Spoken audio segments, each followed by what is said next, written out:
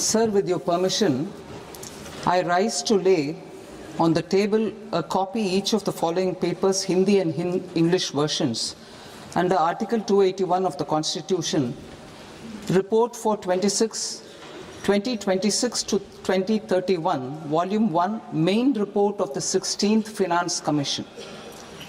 2. Report for 2026-2031, Volume 2, Annexures of the 16th Finance Commission. Number 3, explanatory memorandum as to the action taken on the recommendations contained in the above report. Item number 2, माननीय वित्त मंत्री Nirmala Sitharaman ji.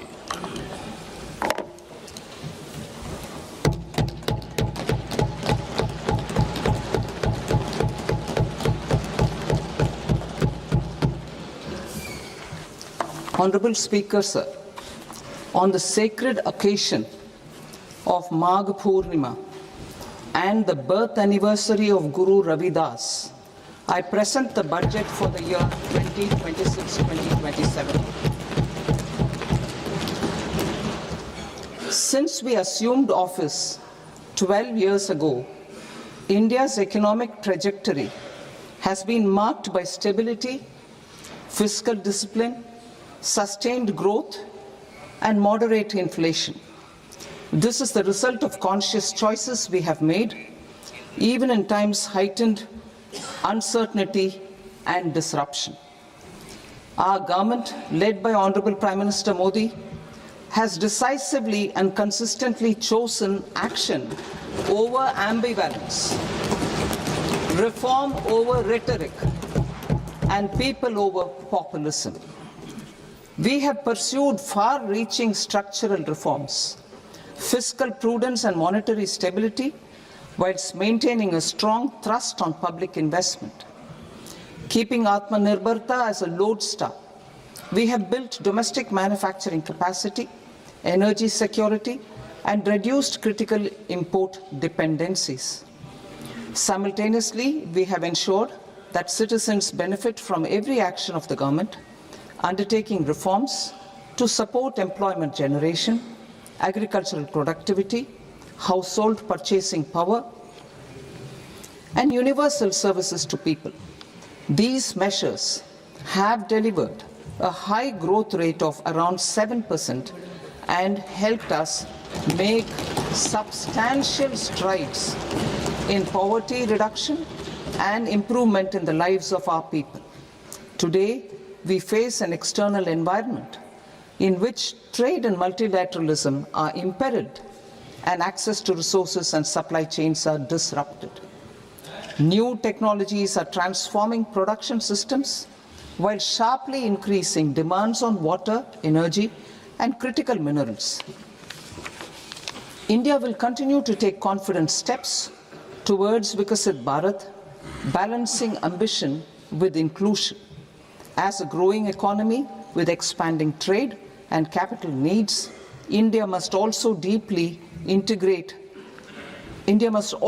remain deeply integrated with global markets, exporting more and attracting stable long-term investment. As I begin Part A, I want to express my gratitude to the people for standing firmly with us as we forge our way together towards becoming one of the largest economies of the world.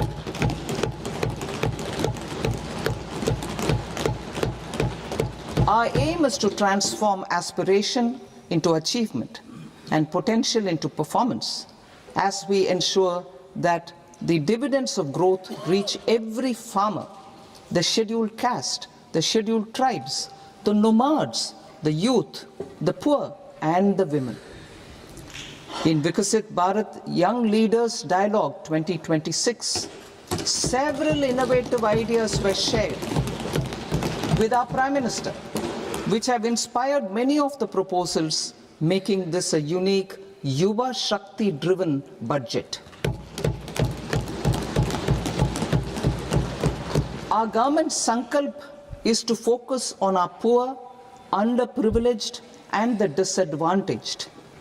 To deliver on this sankalp And given that this is the first budget prepared in Kartavya Bhavan, we are inspired by three Kartavya. Our first Kartavya is to accelerate and sustain economic growth by enhancing productivity and competitiveness and building resilience to volatile global dynamics. Our second Kartavya is to fulfill aspirations of our people and build their capacity, making them strong partners in India's path to prosperity. Our third Kartavya, aligned with our vision of Sabka Saath, Sabka Vikas, is to ensure that every family, community, region, and sector has access to resources, amenities, and opportunities for meaningful participation. This threefold approach requires a supportive ecosystem. The first requirement is to sustain the momentum of structural reforms, continuous, adaptive, and forward-looking. Second, a robust and resilient financial sector is central to mobilizing savings, allocating capital efficiently, and managing risks. Third, cutting-edge technologies, including AI applications, can serve us as force multipliers for better governance. Reform Express. Our government has undertaken comprehensive reforms towards creating employment, boosting productivity, and accelerating growth. After the Prime Minister's announcement on Independence Day in 2025, over 350 reforms have been rolled out. This includes GST simplification, notification of labor codes, and rationalization of mandatory quality control orders. High-level committees have been formed, and in parallel, the central government is working with the state governments on deregulation and reducing compliance requirements. The Reform Express is well on its way and will maintain its momentum to help us fulfill our Kartavya. I now move to specific proposals. Under our first Kartavya, to accelerate and sustain economic growth, I propose interventions in 6 areas. 1. Scaling up manufacturing in 7 strategic and frontier sectors. 2. Rejuvenating legacy industrial sectors. 3. Creating champion MSMEs. 4. Delivering a powerful push for infrastructure. 5. Ensuring long-term security and stability. And 6. Developing city economic regions. Scaling up of manufacturing in 7 strategic and frontier sectors. Biopharma Shakti, meaning biopharma strategy for health advancement through knowledge, technology, and innovation. India's disease burden is observed to be shifting towards non-communicable diseases like diabetes, cancer, and autoimmune disorders. Biologic medicines are key to longevity and quality of life at affordable costs. To develop India as a global biopharma manufacturing hub,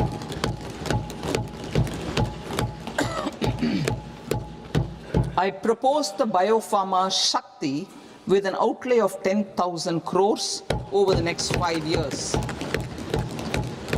This will build the ecosystem for domestic production of biologics and biosimilars.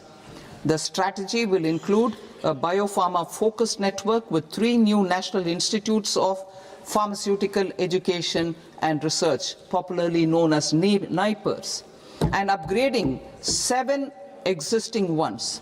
It will also create a network of 1,000 accredited India clinical trials sites We propose to strengthen the Central Drug Standard Control Organization to meet global standards and approve timeframes through and approval timeframes through a dedicated scientific review cadre and specialists.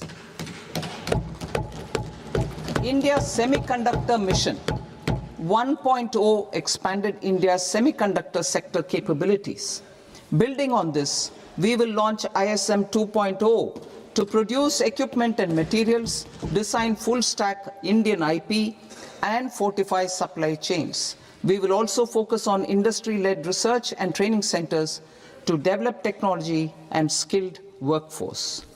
The Electronics Components Manufacturing Scheme, launched in April 2025 with an outlay of 22,919 crores, already has investment commitments at double the targets. We propose to increase the outlay to 40,000 crores to capitalize on this momentum.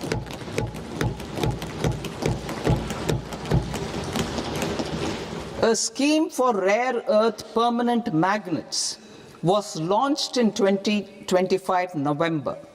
We now propose to support the mineral-rich states of Odisha, Kerala, Andhra Pradesh, and Tamil Nadu to establish dedicated rare earth corridors to promote mining, processing, research, and manufacturing. To enhance domestic chemical production and reduction import dependency and reduce import dependency, we will launch a scheme to support states in establishing 3 dedicated chemical parks through challenge route on a cluster-based plug-and-play model. Strong capital goods.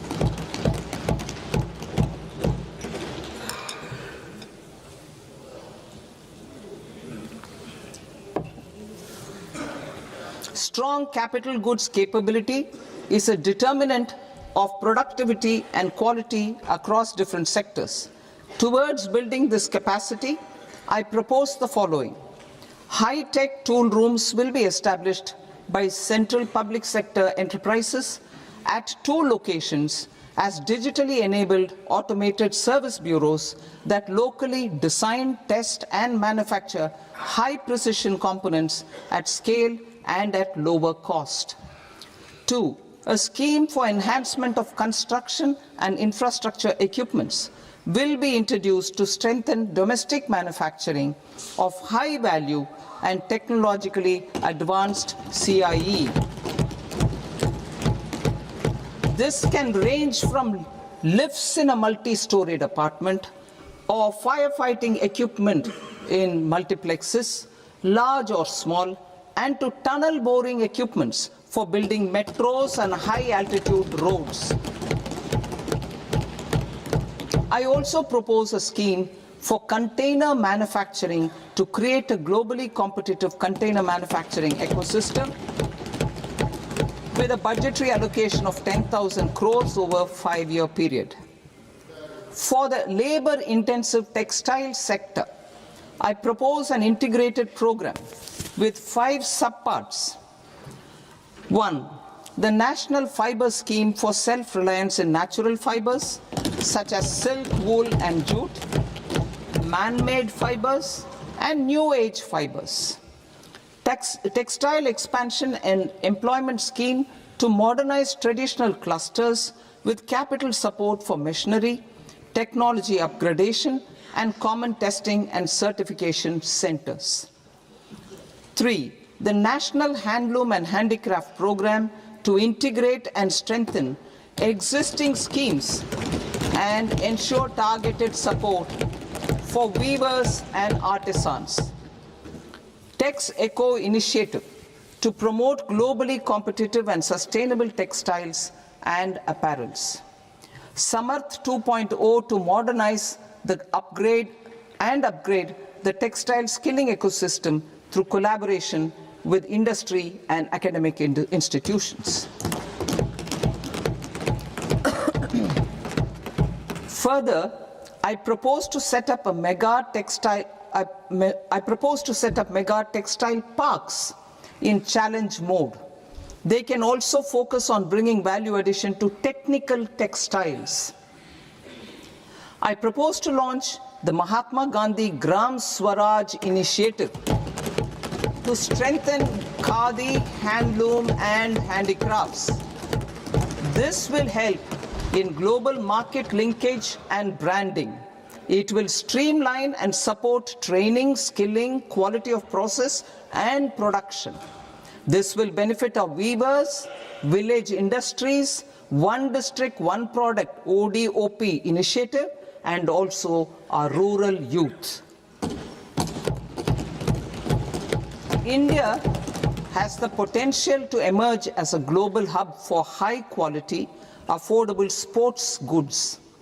I propose a dedicated initiative for sports goods that will promote manufacturing, research, and innovation in equipment design as well as material sciences. Rejuvenation of legacy industrial clusters.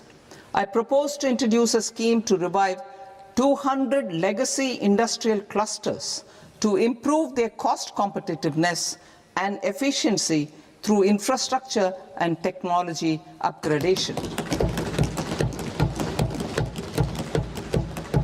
Creating champion SMEs and supporting micro enterprises.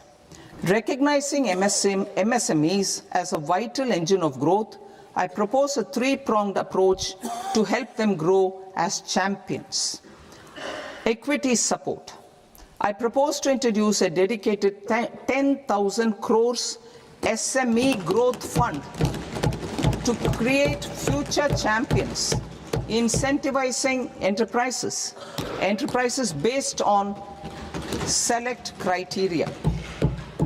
I also propose to top up the Self-Reliant India Fund set up in 2021 with 2,000 crores to continue support to micro enterprises and maintain their access to risk capital. Liquidity support. With TREDS, more than 7 lakh crore has been made available to MSMEs. To leverage its full potential, I propose 4 measures. 1. Mandate TREDS as the transaction settlement platform for all purchases from MSMEs by CPSEs, serving as a benchmark for other corporates. 2.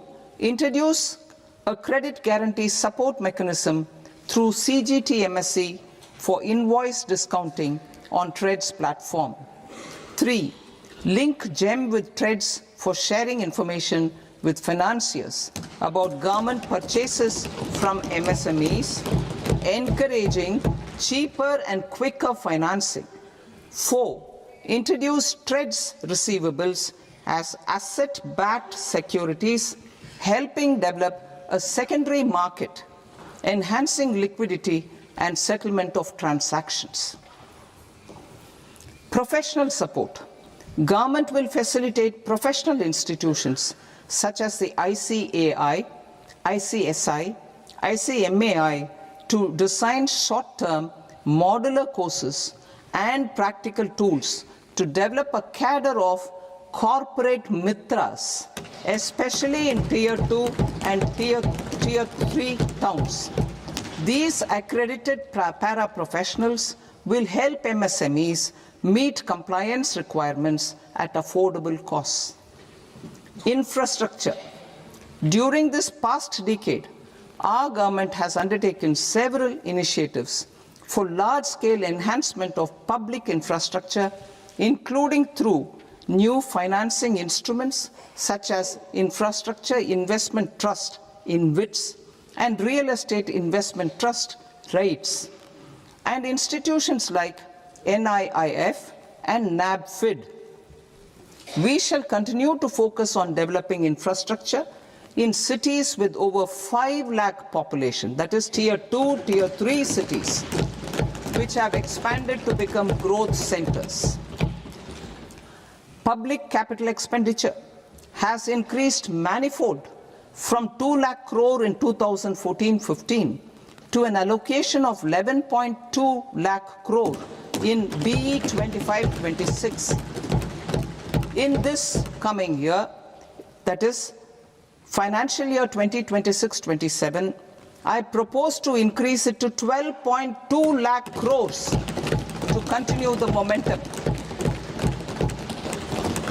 To strengthen the confidence of private developers regarding risks during infrastructure development and construction phase, I propose to set up an infrastructure risk guarantee fund to provide prudentially calibrated partial credit guarantee to lenders. Over the years, rights have emerged as a successful instrument for asset monetization. I propose to accelerate recycling of significant real estate assets of the CPSEs through the setting up of dedicated rights. To promote environmentally sustainable movement of cargo, I propose to 1. Establish new dedicated freight corridors connecting Dankuni in the east to Surat in the west. Operationalize 20 new national waterways over the next 5 years.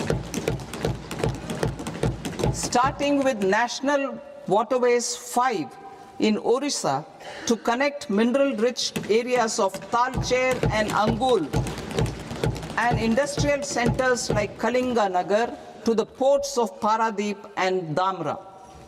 Training institutes will be set up as regional centers of excellence for development of required manpower for these waterways. This will benefit youth in the entire stretch of the waterways to train and acquire skills. Further, a ship repair ecosystem catering to inland waterways will also be set up at Varanasi and Patna. And C, launch a coastal cargo promotion scheme for incentivizing a modal shift from rail to road to increase the share of inland waterways and coastal shipping from 6% to 12% by 2047. To enhance last mile and remote connectivity and promote tourism, I propose to give incentives to indigenize manufacturing of seaplanes. A seaplane VGF scheme will be also introduced to provide support for operations. Carbon capture, utilization and storage. Aligning with the roadmap launched in December 2025, the carbon capture, utilization and storage technologies at scale will achieve higher readiness and in end-use application across 5 industrial sectors, including power, steel, cement, refineries, and chemicals. An outlay of 20,000 crore is proposed over the next 5 years for this purpose. City economic regions. Cities are India's engines of growth, innovation, and opportunities. We shall now focus on Tier 2, Tier 3 cities, and even temple towns, which need modern infrastructure and basic amenities. This budget aims to further amplify the potential of cities to deliver the economic power of agglomerations by mapping city economic regions based on their specific growth drivers. An allocation of 5,000 crore per CER over 5 years is proposed for implementing their plans through a challenge mode with a reform-cum-result-based financing mechanism. In order to promote environmentally sustainable passenger systems, we will develop 7 high-speed rail corridors between cities as growth connectors, namely Mumbai to Pune, Pune to Hyderabad, Hyderabad to Bengaluru, Hyderabad to Chennai, Chennai to Bengaluru, Delhi to Varanasi, Varanasi to Siliguri.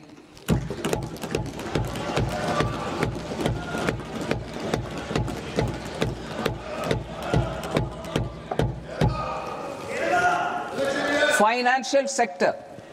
The Indian banking sector today is characterized by strong balance sheet, historic highs in profitability, improved asset quality, and coverage exceeding 98% of villages in the country.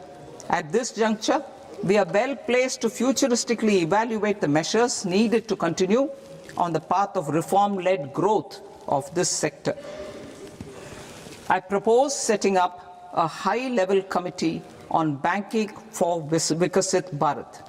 High-level committee on banking for Vikasit Bharat to comprehensively review the sector and align it with India's next phase of growth, while safeguarding financial stability, inclusion, and consumer protection. The vision for NBFCs for Vikasit Bharat has been outlined with clear targets for credit disbursement and technology adoption in order to achieve scale and improve efficiency in the public sector NBFCs. As a first step, it is proposed to restructure the Power Finance Corporation and Rural Electrification Corporation. I propose a comprehensive review of the foreign exchange management non-debt instruments rules to create a more contemporary, user-friendly framework for foreign investments consistent with India's evolving economic priorities. Corporate bond market. I propose to introduce a market-making framework with suitable access to funds and derivatives on corporate bond indices. I also propose to introduce total return swaps on corporate bonds. Municipal bonds. To encourage the issuance of municipal bonds of higher value by larger cities, I propose an incentive of 100 crore rupees for a single bond issuance. 100 crore rupees for a single bond issuance of more than 1,000 crore. The current scheme under Amrit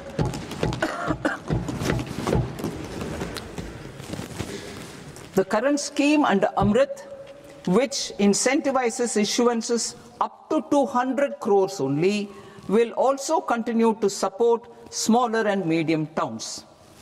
That will also continue to support the smaller and medium towns. Ease of doing business. Individual persons resident outside India, PROI, will be permitted to invest in equity instruments of listed Indian companies through the portfolio investment scheme. It is also proposed to increase the investment limit for an individual PROI under the scheme from 5% to 10%, with an overall investment limit for all individual PROIs to 24% from the current 10%. Emerging technologies including AI. 21st century is technology driven. Adoption of technology is for the benefit of all people. Farmers in the field, women in STEM, youth keen to upskill, and Divyangjan to access newer opportunities. The government has taken several steps to support new technologies through AI Mission, National Quantum Mission, Anusandhan National Research Fund, and Research and Development and Innovation Fund. Our second kartavya is to fulfill aspirations and build capacities. Close to 25 crore individuals have come out of multi-dimensional poverty through a decade of our government's sustained and reform-oriented efforts.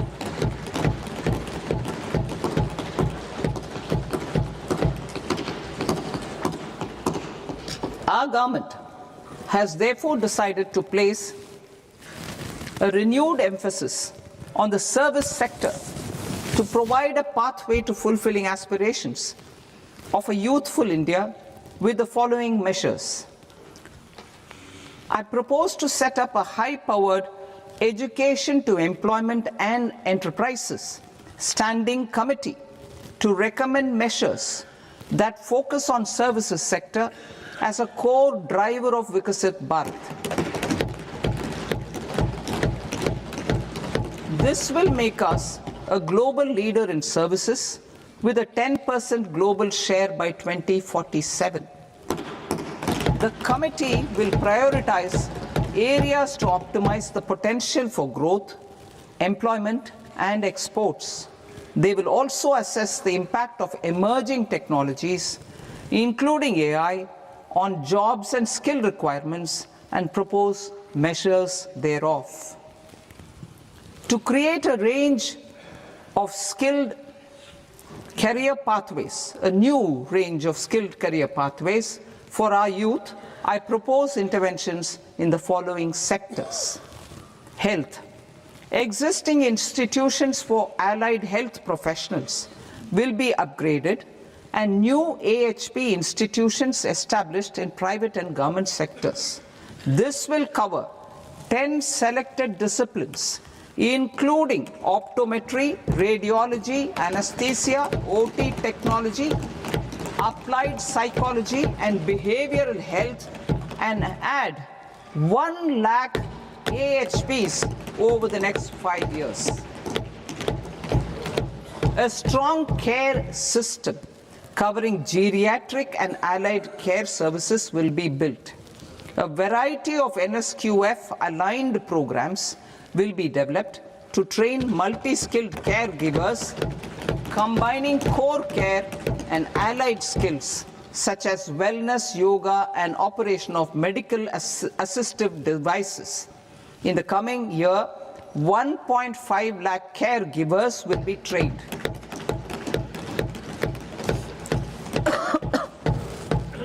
Hubs for medical value tourism.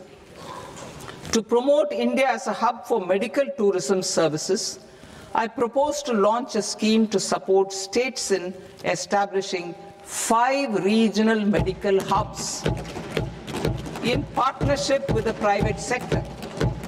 These hubs will serve as integrated healthcare complexes that combine medical, educational, and research facilities. They will have Ayush centers, medical value tourism facilitation centers, and infrastructure for diagnostics, post-care, and rehabilitation. These hubs will provide diverse opportunities, job opportunities for health professionals, including doctors and AHPs. Ancient Indian yoga, already respected in several parts of the world, was given a mass global recognition when Honorable Prime Minister took it to the UN. Post-COVID, Ayurveda gained a similar global acceptance and recognition. Exporting quality Ayurveda products helps farmers who grow the herbs and youth who process the products. To meet growing global demand, a few more steps are being taken. I propose to 1. Set up 3 new All India Institutes of Ayurveda. 2. Upgrade Ayush pharmacies and drug testing labs for higher standards of certification ecosystem and make available more skilled personnel. 3. Upgrade the WHO Global Traditional Medicine Center in Jamnagar to bolster evidence-based research, training, and awareness for traditional medicine. Animal husbandry. Livestock contributes to close to 16% of farm income, including of poor and marginal households. To scale up availability of veterinary professionals by more than 20,000, I propose to roll out a loan-linked capital subsidy support scheme for establishment of veterinary and para-veterinary colleges, veterinary hospitals, diagnostic laboratories, and breeding facilities in private sector. Collaboration between Indian and foreign institutions will also be facilitated. Orange economy. India's animation, visual effects, gaming and comics sector, AVGC sector, is a growing industry projected to require 2 million professionals by 2030. I propose to support the Indian Institute of Creative Technologies, Mumbai, in setting up AVGC content creator labs in 15,000 secondary schools all over the country and 500 colleges. The Indian design industry is expanding rapidly, and yet there is a shortage of Indian designers. I propose to establish, through challenge route, a new National Institute of Design to boost design education and development in the eastern region of India. Education. Our government will support states through challenge route in creating 5 university townships in the vicinity of major industrial and logistics corridors. These planned academic zones will host multiple universities, colleges and research institutions, skill centers and residential complexes. In higher education, STEM institutions, prolonged hours of study and laboratory work pose some challenges for girl students. Through VGF, viability gap funding and capital support, one girls' hostel will be established in every district.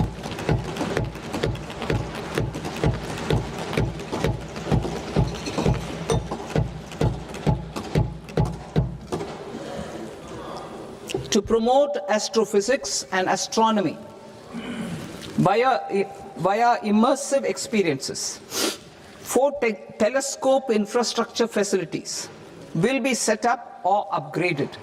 The National Large Solar Telescope, the National Large Optical Infrared Telescope, the Himalayan Chandra Telescope, and the Cosmos 2 Planetarium. Tourism. The tourism sector has the potential to play a large role in the employment generation, forex earnings, and expanding the local economy. I propose to set up a National Institute of Hospitality by upgrading the existing National Council for Hotel Management and Catering Technology. It will function as a bridge between academia, industry, and government. I also propose a pilot scheme for upskilling 10,000 guides in 20 iconic tourist sites through a standardized, high-quality, 12-week training course in hybrid mode in collaboration with the Indian Institute of Management. A national destination digital knowledge grid will be established to digitally document all places of significance, cultural, spiritual, and heritage. This initiative will create a new ecosystem of jobs for local researchers, historians, content creators, and technology partners. India has the potential and opportunity to offer world-class trekking and hiking experience. We will develop ecologically sustainable mountain trails in Himachal Pradesh, Uttarakhand, and Jammu Kashmir. Also in Araku Valley in the Eastern Ghats and Podigai Malai in the Western Ghats. Turtle trails along key nesting sites in the coastal areas of Odisha, Karnataka, and Kerala. And 3 bird watching trails along the Pulikat Lake in Andhra Pradesh, Tamil Nadu. It's on the border. Under the visionary leadership of Honorable Prime Minister, we established the International Big Cat Alliance in 2024. This year, India is hosting the first ever Global Big Cat Summit, where heads of governments and ministers from 95 range countries will deliberate on collective strategies for conservation.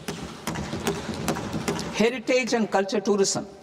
I propose to develop 15 archaeological sites, including Lothal, Dholavira, Rakhi-Gadi, Adichanallur, Saranath, Hastinapur, and Leh Palace into vibrant experiential cultural destinations.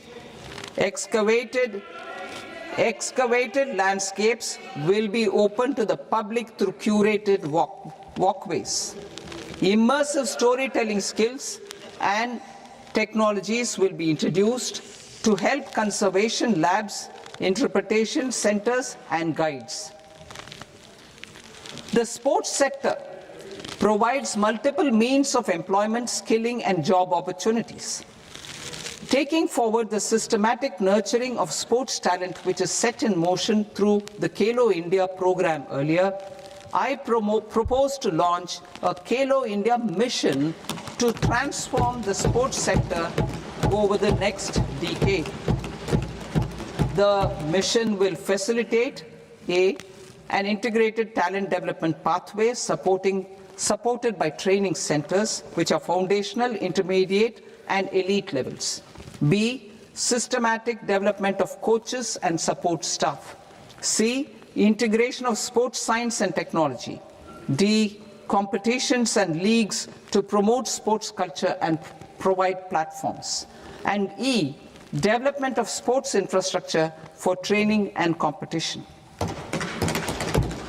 Our third Kartavya aligns with our vision of Sabka Saath, Sabka Vikas towards Vikasit Bharat.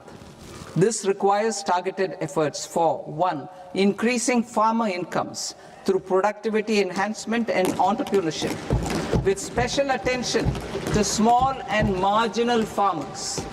B. Empowering Divyangjan through access to livelihood opportunities, training, and high-quality assistive devices.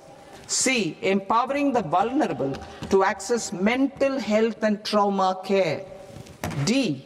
Focus on the Purvodaya estates and the Northeast region to accelerate development and employment opportunities. Fisheries. We will undertake initiatives for integrated development of 500 reservoirs and Amrit Sarovars. 2. Strengthen the fisheries value chain in coastal areas and enable market linkages involving startups and women-led groups together with fish farmer producer organizations. Animal husbandry. To provide quality employment opportunities in rural and peri-urban areas, we will support the animal husbandry sector in entrepreneurship development through A. A credit-linked subsidy program. B. Scaling up and modernization of livestock enterprises. C. Enhanced creation of livestock, dairy, and poultry. Enhanced creation of livestock, dairy, and poultry-focused integrated value chains. And D. Encourage creation of livestock farmer-producer organizations. High-value agriculture. To diversify farm outputs, increase productivity, enhance farmers' incomes, and create new employment opportunities, we will support high-value crops such as coconut, sandalwood, cocoa, cashew in the coastal areas, agar trees in northeast, and nuts such as almonds, walnuts, and pine nuts in our hilly regions. All of them will be supported. India is the world's largest producer of coconuts. About 30 million people, including nearly 10 million farmers, depend on coconuts for their livelihood. To further enhance competitiveness in coconut production, I propose a coconut promotion scheme to increase production and enhance productivity through various interventions, including replacing and non-productive trees with new saplings or plants or varieties in major coconut growing states. A dedicated program is proposed for Indian cashew and cocoa to make India self-reliant in raw cashew and coconut production and processing, enhance export competitiveness, and transform Indian cashew and Indian cocoa into premium global brands by 2030. Sandalwood. Sandalwood is closely linked to India's social and cultural heritage.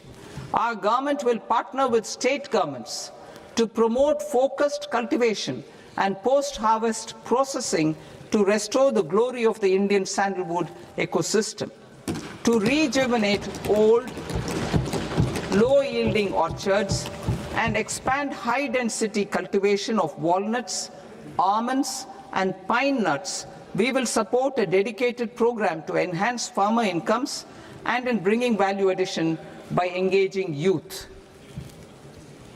Bharat Vistar, that is virtually integrated system to access agricultural resources. I propose to launch Bharat Vistar, a multilingual AI tool that shall integrate the AgriStack portals and the ICAR package on agricultural practices with AI systems. This will enhance farm productivity, enable better decisions for farmers, and reduce risk by providing customized advisory support. She Marts for rural women-led enterprises. Building on the success of Lakhpati Didi program, I propose to help women take the next step from credit-linked livelihoods to being owners of enterprises. Self-help entrepreneur, She Marts will be set up as community-owned retail outlets within the cluster-level federations through enhanced and innovative financing instruments. Empowering Divyangjan. Divyangjan Kaushal Yojana. Information technology, AVGC sectors, hospitality and food and beverages sectors often offer task-oriented and process-driven roles which are suitable for Divyangjan. We will ensure dignified livelihood opportunities through industry-relevant and customized training specific to each Divyangjan group. Divyang Sahara Yojana. Timely access to high-quality assistive devices for all eligible Divyangjan is a fundamental need. I propose to 1. Support the Artificial Limbs Manufacturing Corporation of India, Alimco, to set up and to scale up production of assistive devices, invest in R&D and AI integration, strengthen PM Divyasha Kendras, and support setting up of assistive technology marts as modern retail style centers where Divyangjan and senior citizens can see, try and purchase assistive products. Reaffirming our commitment to mental health and trauma care. There are no national institutes for mental health care in North India. We will therefore set up a NIMHANS 2 and also upgrade national mental health institutes in Ranchi and in Tezpur as regional apex institutions.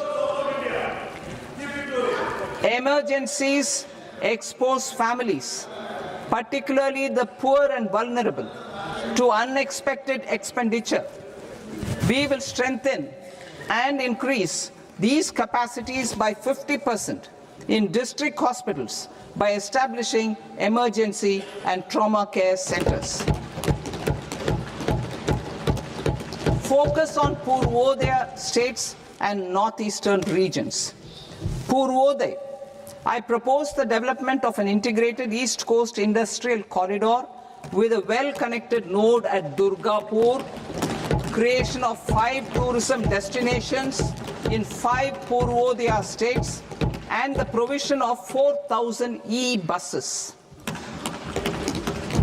Buddhist sites in northeastern region. The northeastern region is a civilizational confluence of Theravada and Mahayana or Vajrayana traditions. I propose to launch a scheme for development of Buddhist circuits in Arunachal Pradesh, Sikkim, Assam, Manipur, Mizoram, and Tripura. The scheme will cover preservation of temples and monasteries, pilgrimage interpretation centers, connectivity, and pilgrim amenities. 16th Finance Commission. On 17th November 2025, the 16th Finance Commission submitted its report to the President.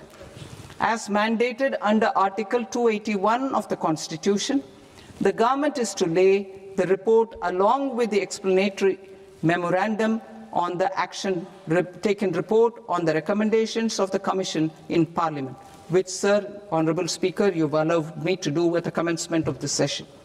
The government has accepted the recommendation of the Commission to retain the vertical share of devolution at 41%. As recommended by the Commission, I have provided 1.4 lakh crores of rupees to the states for the year 2026-2027 as Finance Commission grants. These include rural and urban local body and disaster management grants. Fiscal consolidation. Government has been delivering on our fiscal commitments consistently without compromising on social needs.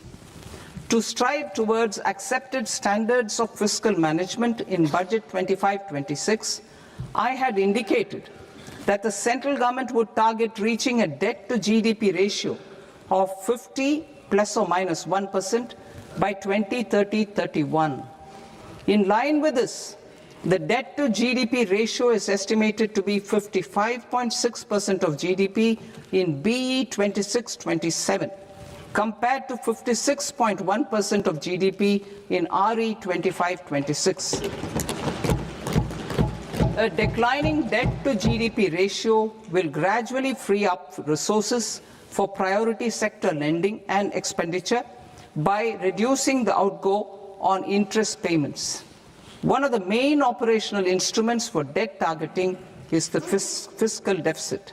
I am happy to inform this august House that I fulfilled my commitment made in 2021-2022 to reduce fiscal deficit below 4.5% of GDP by 25-26.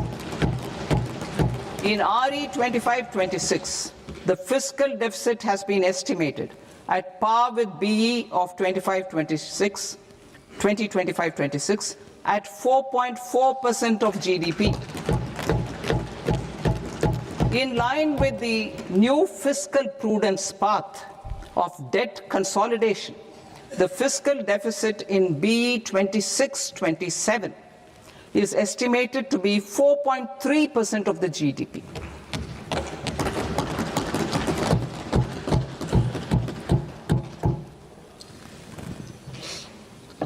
The revised estimates of the non-debt receipts are 34 lakh crore rupees, of which the centre's net tax receipts are 26.7 lakh crore. The revised estimate of the total expenditure is 49.6 lakh crore rupees, of which the capital expenditure is about 11 lakh crores.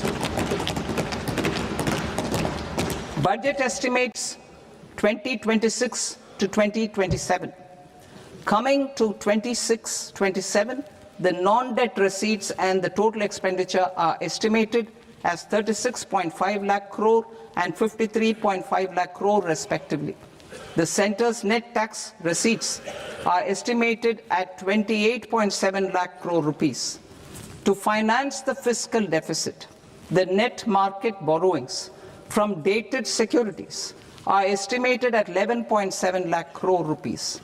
The balance financing is expected to come from small savings and other sources. The gross market borrowings are estimated at 17.2 lakh crore rupees. I'll now move to Part B. Part B, direct taxes.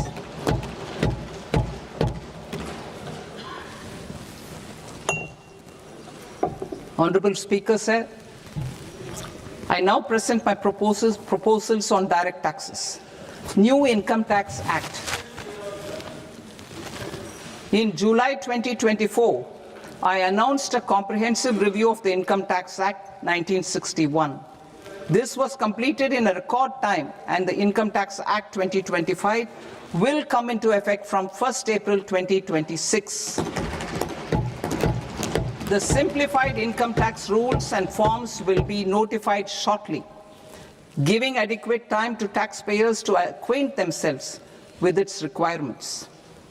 The forms have been redesigned such that ordinary citizens can comply without difficulty. Ease of living.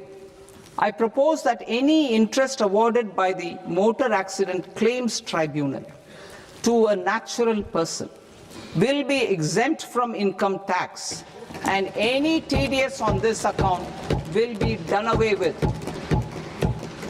I propose to reduce TCS rate on the sale of overseas tour program package from the current 5% and 20% to 2% without any stipulation of amount.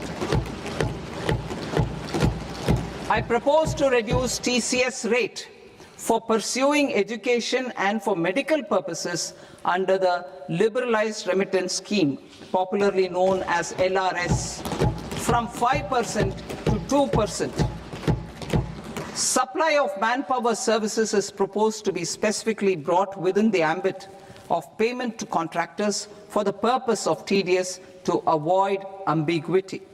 Thus, TDS on these services will be at the rate of either 1% or 2% only. I propose a scheme for small taxpayers, wherein a rule-based automated process will enable obtaining a lower or nil deduction certificate instead of filing an application with the assessing officer. For the ease of taxpayer holding securities in multiple companies, I propose to enable depositories to accept Form 15G or Form 15H from the investor and provide it directly to various relevant companies. I propose to extend time available for revising returns from 31st December to up to 31st March with the payment of a nominal fee. I also propose to stagger the timeline for filing of tax returns. Individuals with ITR 1 and ITR 2 returns will continue to file till 31st July, and non-audit business cases or trusts are proposed to be allowed time till 31st August. TDS on sale of immovable property by a non-resident is proposed to be deducted and deposited through resident buyers and his or her PAN-based challan instead of requiring a TAN, which is a temporary accounting number. To address practical issues of small taxpayers like students, young professionals, tech employees, relocated NRIs, and such others, I propose to introduce a one-time 6-month foreign asset disclosure scheme for these taxpayers to disclose income or assets below a certain size. This scheme would be applicable for two categories of taxpayers, namely A, who did not disclose their overseas income or assets, and B, who disclosed their overseas income and or paid due tax but could not declare the asset acquired. For category A, the limit of undisclosed income or asset is proposed to be up to 1 crore rupees. they need to pay 30% of fair market value of asset or 30% of undisclosed income as tax and 30% as additional income tax in lieu of penalty and would thereby get immunity from prosecution. For category B, asset value is proposed to be up to 5 crore rupees. Here, immunity from both penalty and prosecution will be available with a payment of fee of 1 lakh rupees. Rationalizing penalty and prosecution.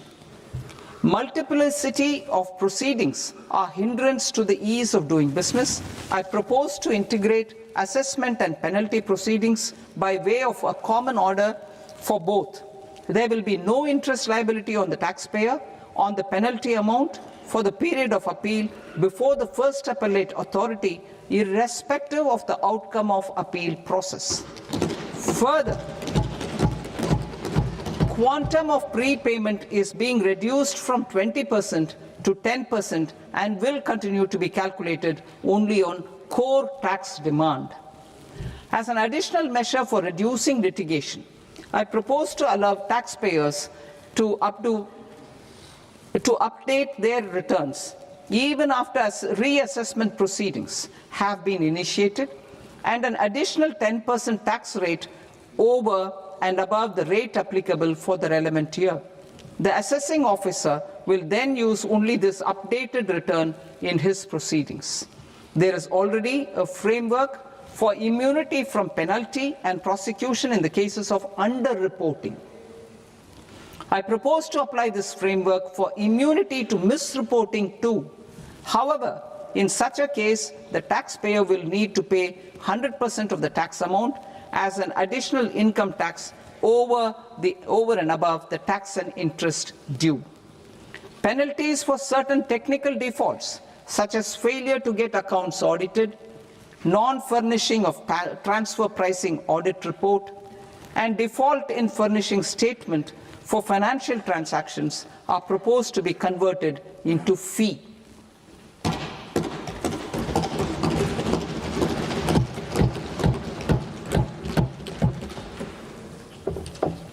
I propose to rationalize prosecution framework under Income Tax Act while maintaining a careful balance for deterrence in some serious offence.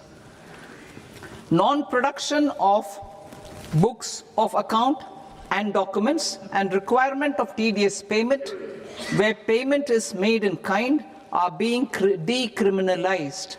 Further, minor offences will attract fine only. The remaining prosecutions will be graded commensurate with the quantum of offence. They will entail only simple imprisonment with maximum imprisonment reduced to 2 years and power to courts to convert even those into fines. There is no penalty. There is no penalty presently for non-disclosure of non-immovable foreign assets with aggregate value less than 20 lakh rupees. I propose to also provide them with immunity from prosecution with retrospective effect from 1/10/2024.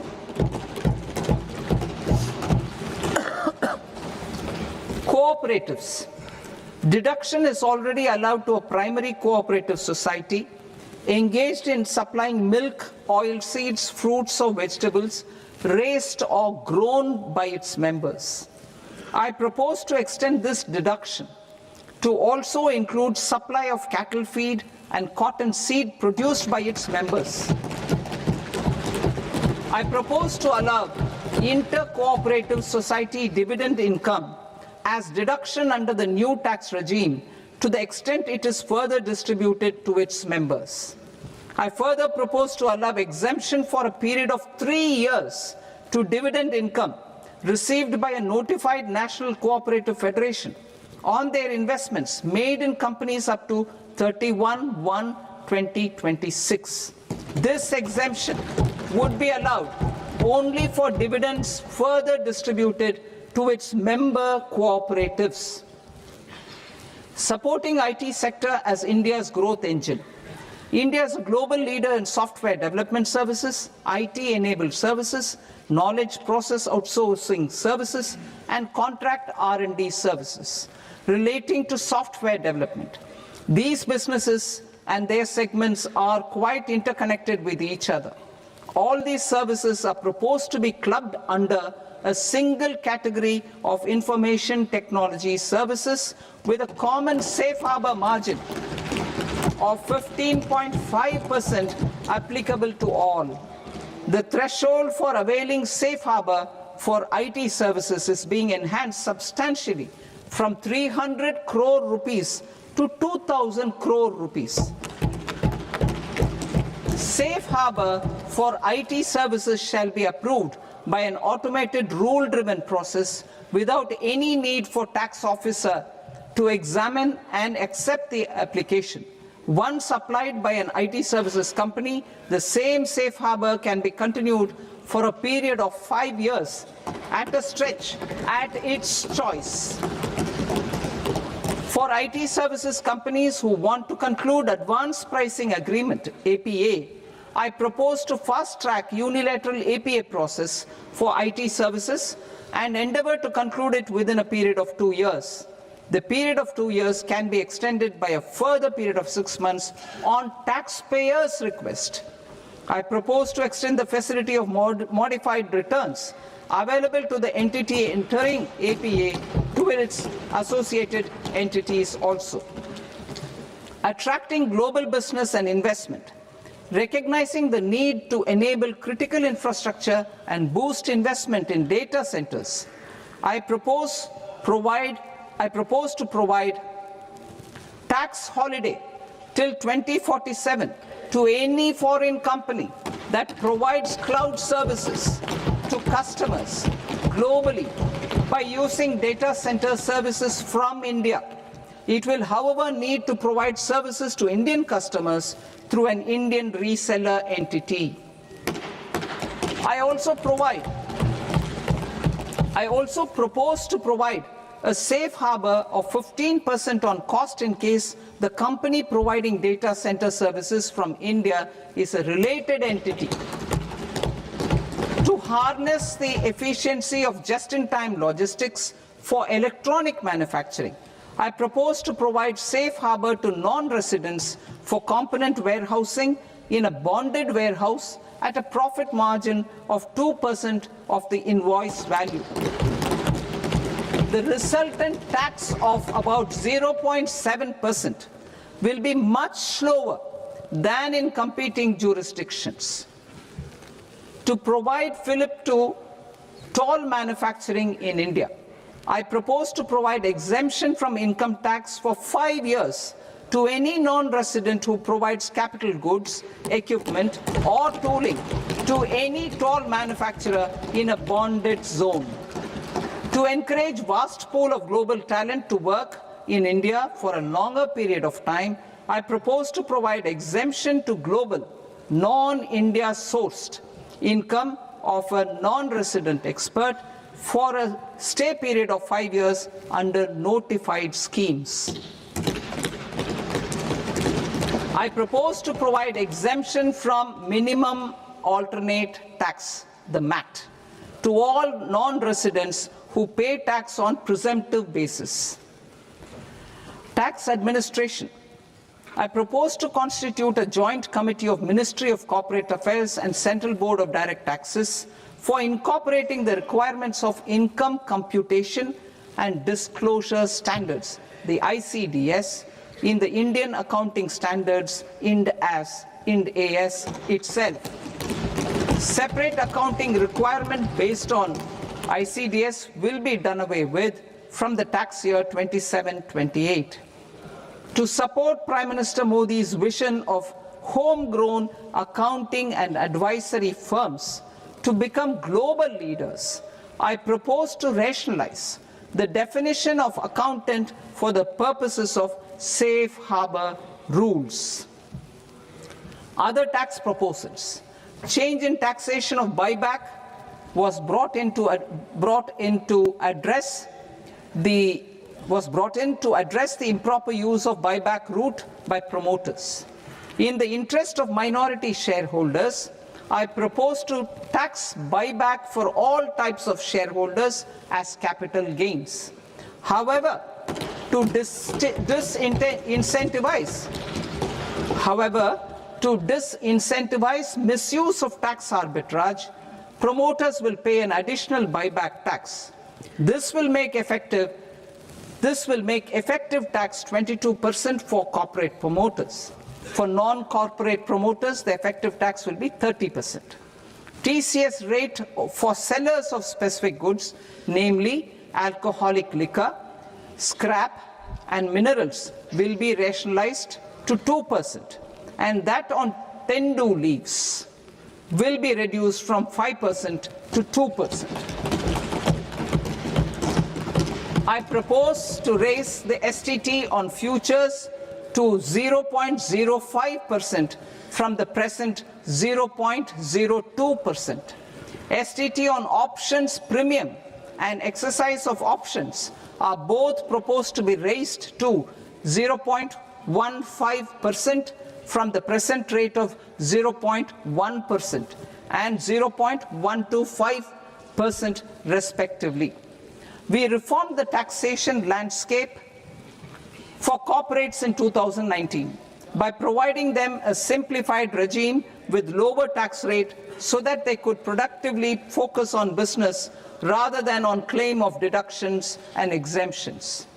To encourage companies to shift to the new regime, set off of brought forward MAT credit, minimum alternate tax credit, is proposed to be allowed to companies only in the new regime. Set off using available MAT credit is proposed to be allowed to an extent of 1/4 of the tax liability in the new regime. MAT is proposed to be made final tax, so there will be no further credit accumulation from 1st April 2026.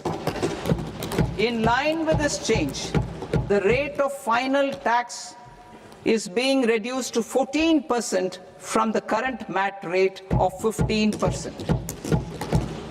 The brought forward MAT credit of taxpayers accumulated till 30th March 2026 will continue to be available to them for set-off as above.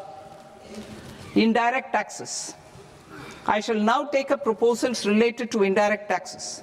My proposals for customs and central excise aim to further simplify the tariff structure, support domestic manufacturing, promote export competitiveness, and correct inversion in duty.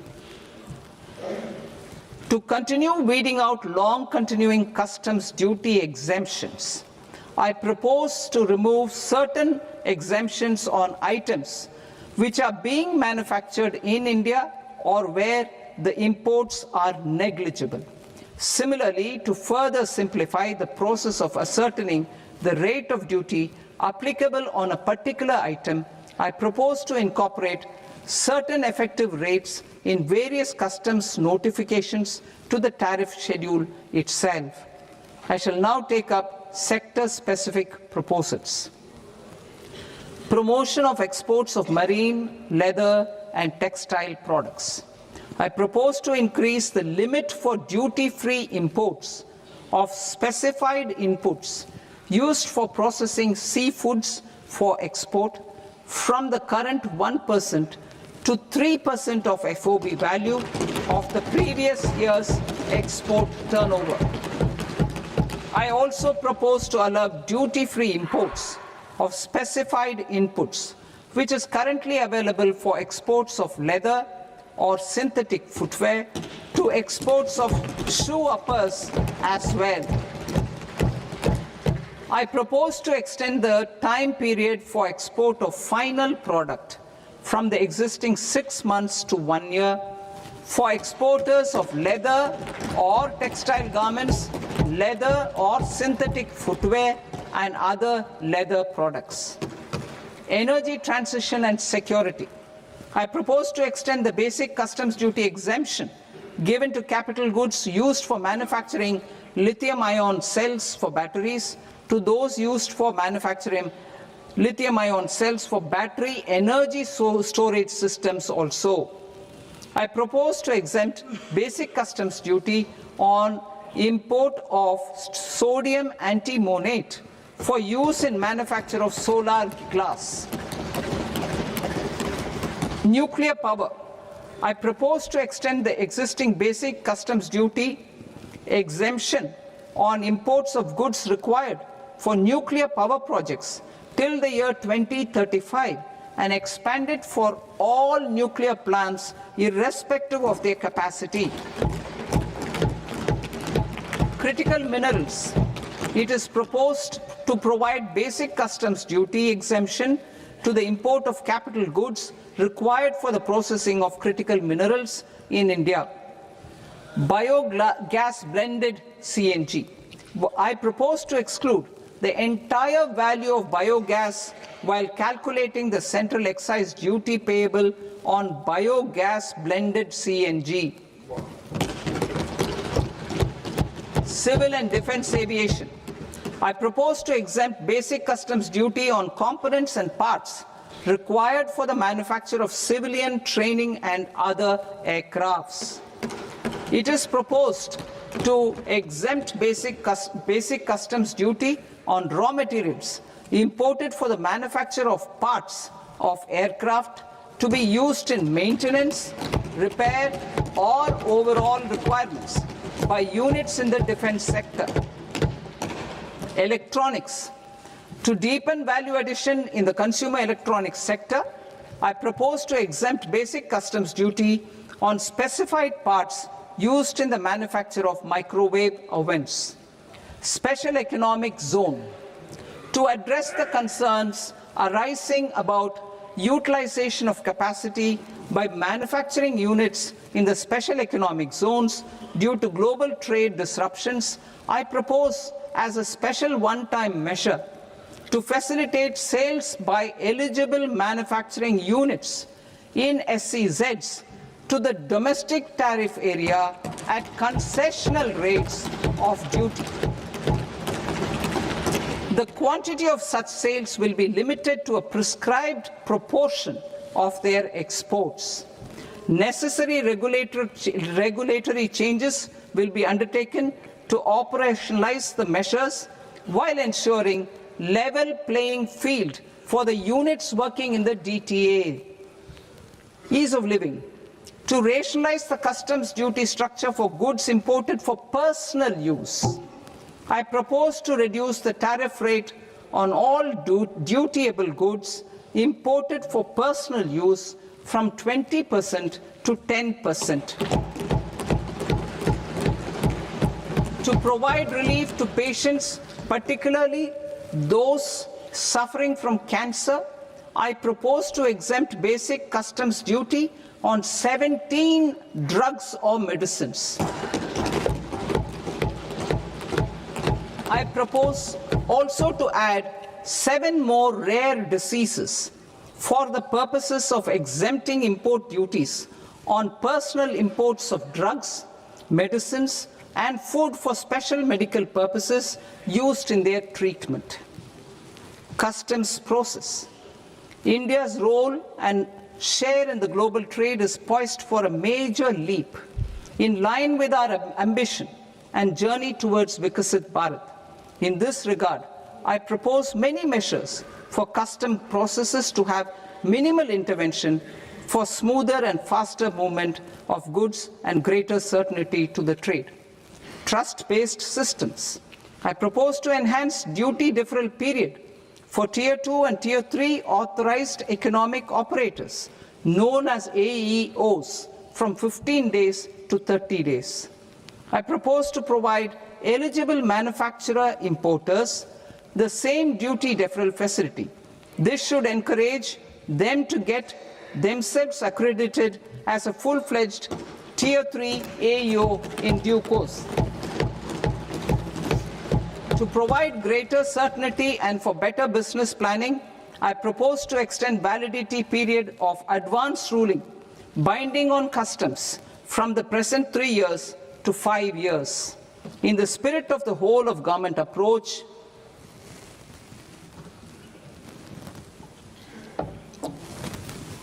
government agencies will be encouraged to leverage AEO accreditation for preferential treatment in clearing their cargo.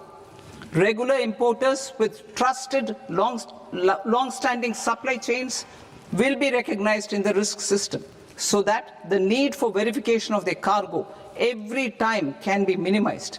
Export cargo using electronic sealing. Export cargo using electronic sealing will be provided through clearance from the factory premises to the ship.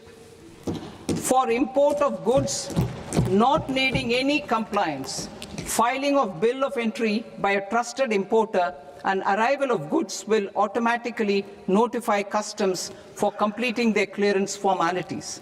This will enable goods to be released immediately on arrival. The customs warehouse framework will be transformed into a warehouse operator-centric system with a self-declarations, electronic tracking, and risk-based audit.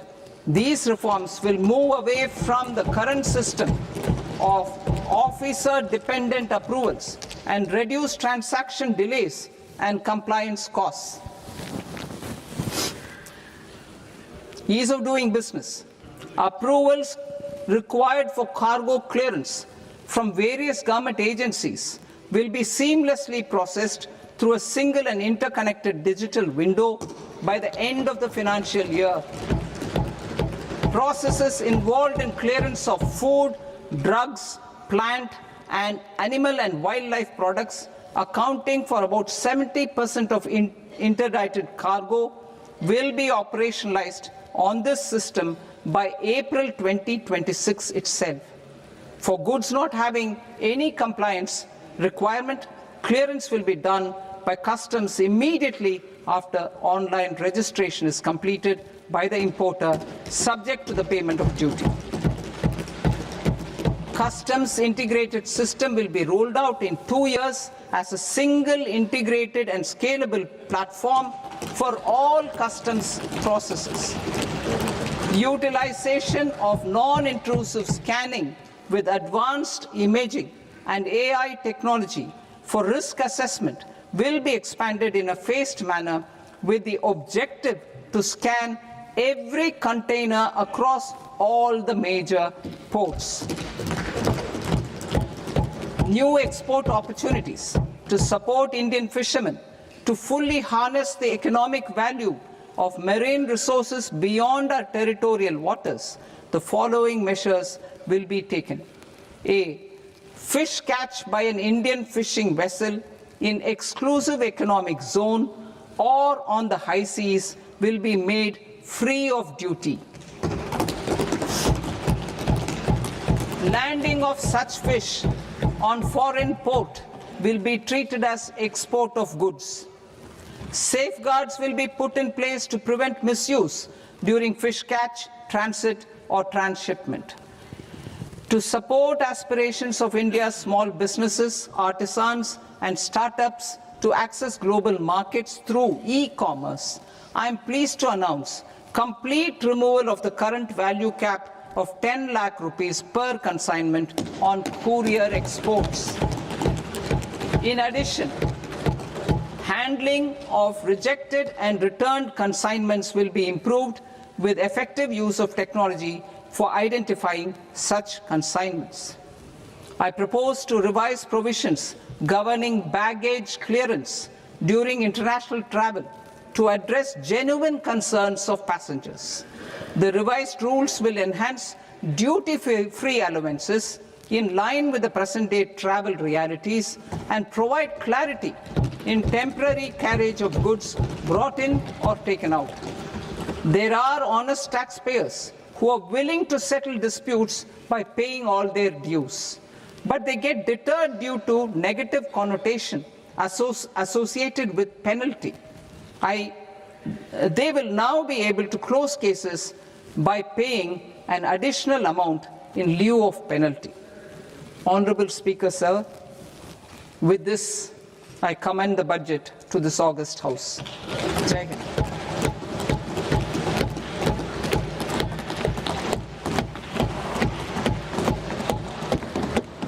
One and a half hours.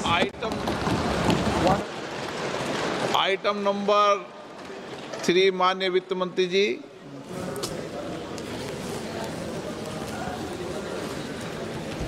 Item number 2, sir. 3. 3. Sir, with your permission, I rise to lay on the table of the following statements under Section 3, 1 of the Fiscal Responsibility and Budget Management Act of 2003.